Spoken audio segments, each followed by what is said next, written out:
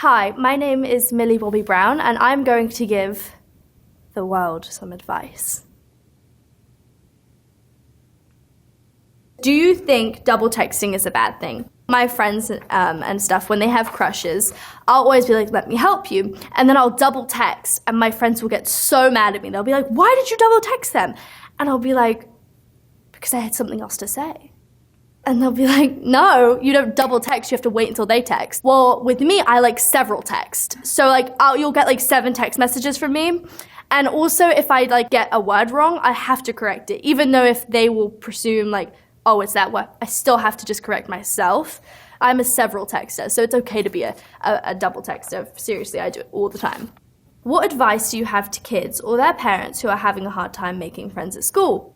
Making friends is difficult. Just meeting people is very difficult. I'd say be communicative, be kind, and be welcoming if they are new. And just the way of meeting friends is just being yourself. And if they don't accept you, you're clearly just not their friend. And if they do, then you're clearly a great match. So be yourself.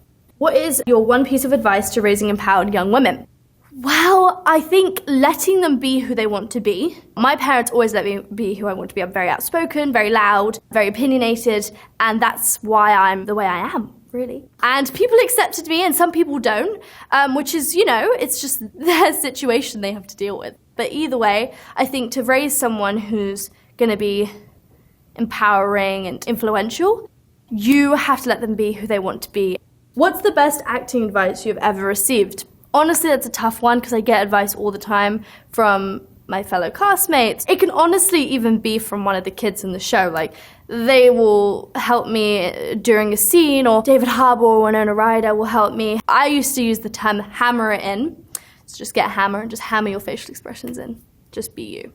How do I not get so stressed? That's me on a daily basis, you guys. That's not true. I'm a very stress-free person. Honestly, I'm kind of a guru on essential oils. So eucalyptus is like my go-to, lavender for sleeping, peppermint in the morning to wake me up. Sometimes I do it behind my ears or on my temples if I have a headache. But eucalyptus I put in my diffuser. It does work with me. I mean, some people it doesn't, but with me, like my mum had a headache last night and I walked in at like 3 a.m. and just put some eucalyptus blue on her temples, and apparently she was all good after that, just saying. White witch. How can I find my passion? It has to come from within. It has to be real. It has to be authentic. As long as, you know, you have those like 3 main factors, you're going to find your passion. It can be anything, and nothing is ridiculous nowadays. You can actually be anything you'd like, and everybody accepts who you are because it's 2018. How can you tell who your true friends are? Wow, this is a good question because I deal with that all the time. I meet friends and then they don't really we're just not that great, not my cup of tea. But you meet your true friends and the people that you genuinely relate to, the people that you love and care about. And it's very interesting because if you're in a school, for instance, that's better because you can really have friends. But with me, there are people who like to take advantage of my position and platform. So it's best to just keep your enemies close and is that the phrase? The expression is keep your friends close and your enemies closer. That's it. Do that. How can I make my voice and beliefs heard? Speak loud. Sound smart.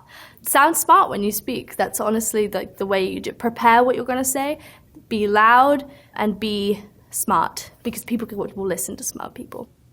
How can I feel more comfortable in my own skin? Look at yourself in the mirror. I always do this, and I look at myself in the mirror and I'm always like, oh, I'm very obnoxious to look at myself in the mirror. No, look at yourself in the mirror and embrace who you are, because people love you for whatever you're going to be. The true people who love you will love you for whatever you are. So if you're comfortable in your own skin, it doesn't matter if you're curvy, if you're skinny, or whatever you have, I will always love you the way you are, and everyone else, your true people, will love you the way you are too.